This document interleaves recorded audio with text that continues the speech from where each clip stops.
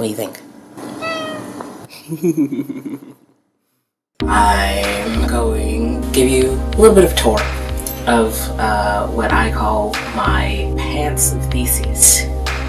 It's a reference to, you know, when you change enough planks, is the boat still the boat of Theseus? Anyway, I have been patching these pants for a year now at this point, and they followed me from like my first sewing projects all the way through to now, and I've gotten much better at sewing now. They're on the leisure side of athleisure, but I don't want to get rid of them, obviously, so I want to keep them and keep adding to them and enforcing them, and so like they get kind of some scraps, or like they're always a project that I'm working on in the background. You'll see some bits that I have pinned in place for the moment because I'm intending to cover up a hole or different things.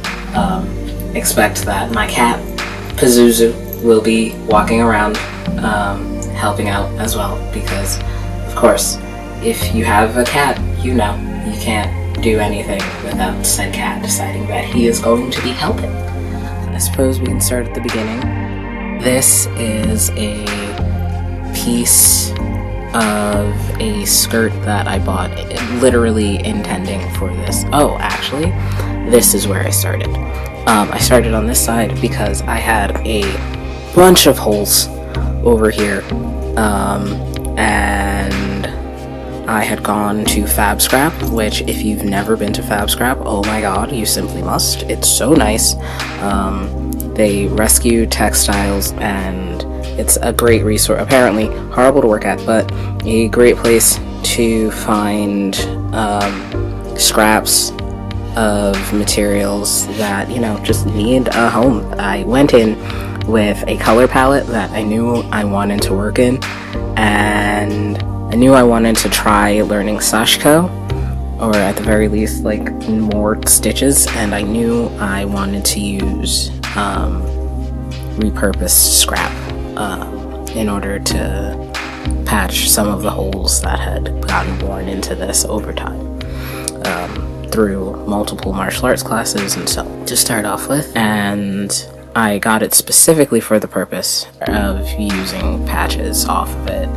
It's pretty thick fabric, and so I knew that I wanted to repurpose that.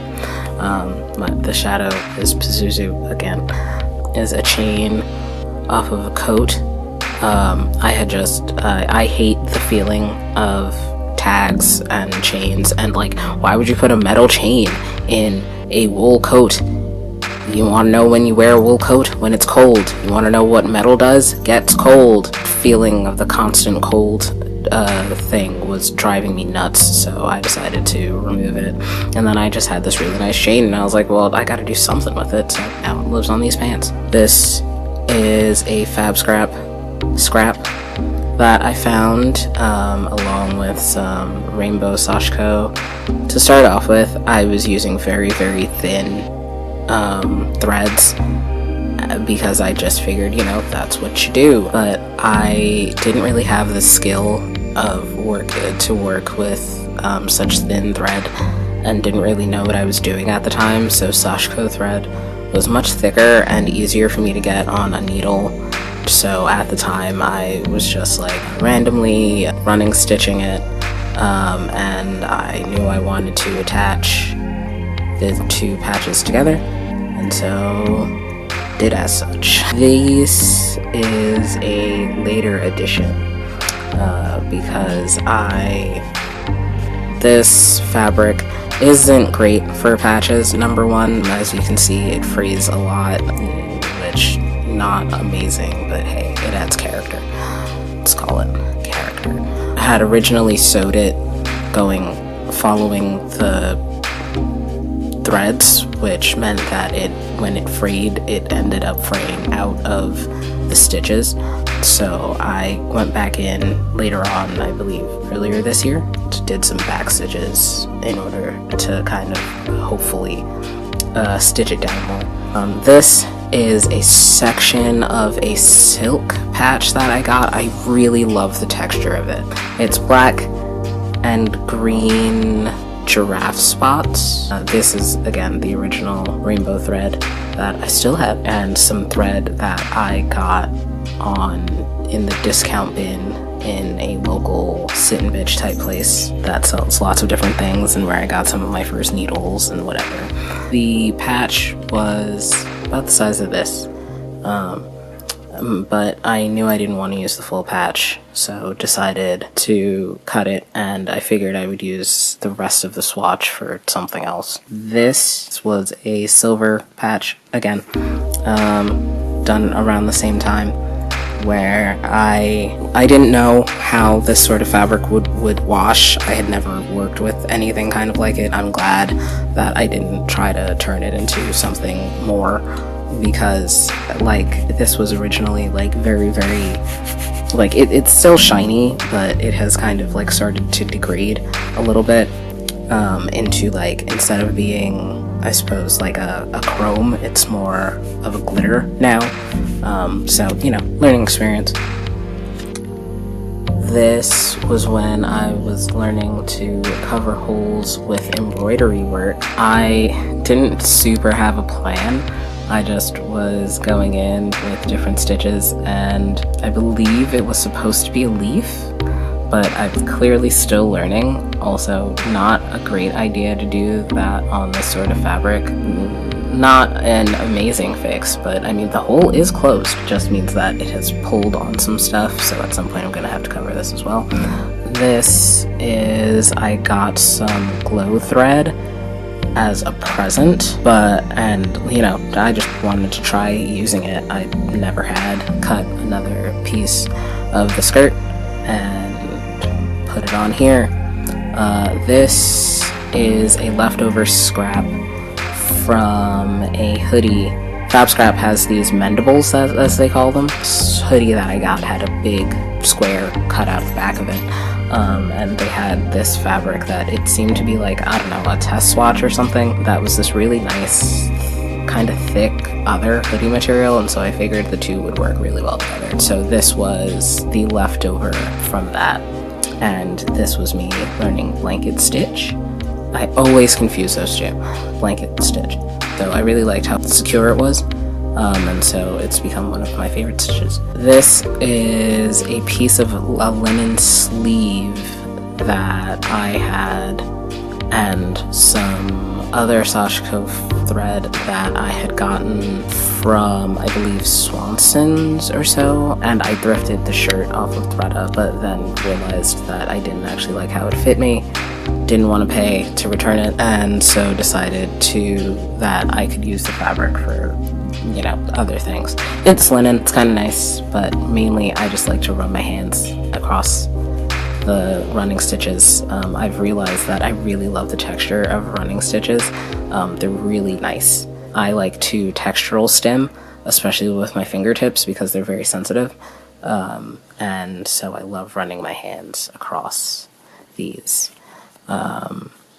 This this was a gift from a partner. They had some red thread that I figured I would like use red thread on all of this thing in order to make it more cohesive.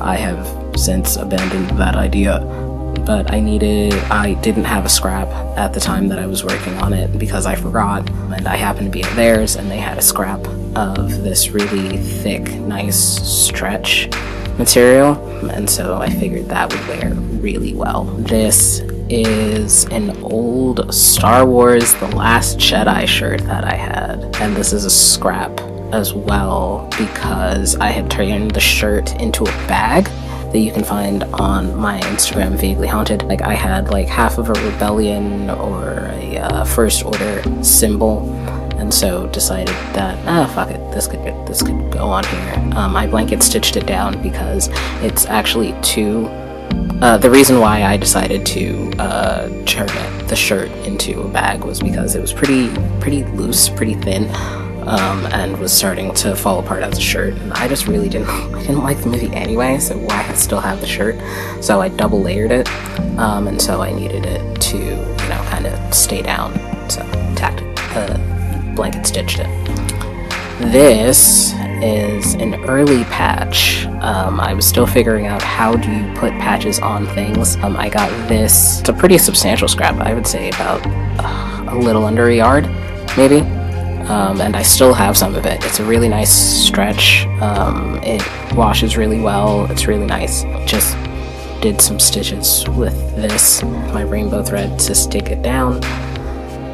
This is a nylon sock, or a piece of a nylon sock that I'm going to put down next to it. It's currently pinned because I have not had the opportunity to do it yet. I've been working on other projects. These that you see, I realized that I had a whole lot of really tiny holes that I needed to be covered, but didn't want to just truly like get rid of the galaxy pattern that was on these anyway. So for these, what I did was I took the fabric, that same fabric as that patch, and turned it the other way, which I suppose, well, no. The reason why I put it down this way was because, like, as these holes get bigger, so it'll wear away and you'll see that fabric underneath, and it's still black. And this was me learning to backstitch. I really liked how the backstitch looked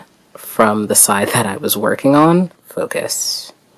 Yeah, I really liked how the backstitch looked from this side because that's the side that I was working on. And then when I turned it over, I saw that it looked like this. I was like, oh, well, it's too late now. And this is just some silk variegated thread. I've realized that I need thread to be variegated / change colors. It just means gradient. Otherwise, it's boring to me and I lose motivation to work on it. This was an attempt to go back to this sort of stitch because I hadn't done it in a while, but I didn't really love how it was looking, especially with the thinner thread, but decided to continue until I once again got bored and was trying out a zigzag stitch, which I was making that one up. I'm sure there is a correct way to do a zigzag stitch. I don't know what it was, and I still don't know what it is. I prefer to backstitch, especially because I do all of this work by hand, and I'm just a lot faster with a backstitch than I am with pretty much anything else at this point, aside from a basket, or I told you I would do it, blanket.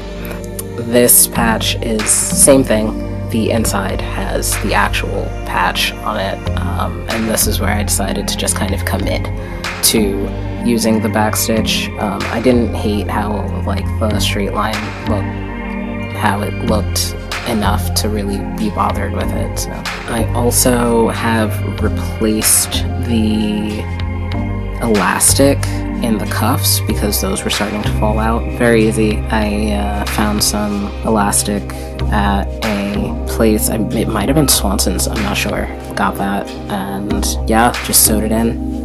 If I remember correctly though, I've since learned that elastic is not great to buy secondhand because it just degrades, but for the moment it's doing what I need it to do.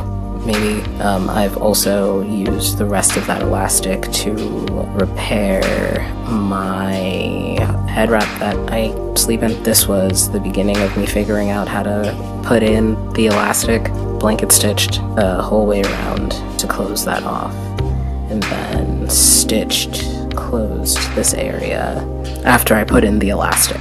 That's that. And I thought about stitching it the other way as well, but realized that that was not the best way to go about it. These are kind of my, don't really have a lot of stakes pants, so whenever I want to learn a new stitch or something, I usually end up trying it out on these.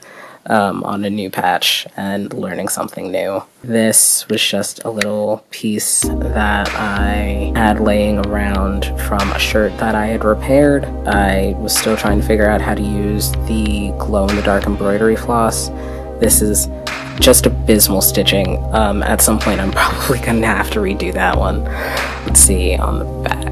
On the back I have, this is a piece of a sleeve that I took off of a shirt and that I decided would serve me better as a sleeveless shirt, and I do wear it more now that it is sleeveless, so, you know, worked out. And this was just stitches, random amounts of running stitches, and maybe some, yeah, those are back stitches as well. They're just spaced out back stitches.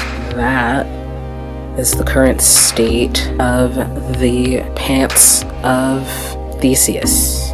They bring me joy. I wear these all the time, and people are always like, "Oh my god, where did you get those?" And I'm like, I made them. They're about, like, I don't know, I believe the pants themselves are probably like, they're old. They're like 8, 9 years old. At some point I'm gonna have to fix the pockets and fill in some more holes. Gonna have to line it some, but I'm excited. It's a project. It's a kind of a forever project for me that I am going to continue working on, and they bring me joy.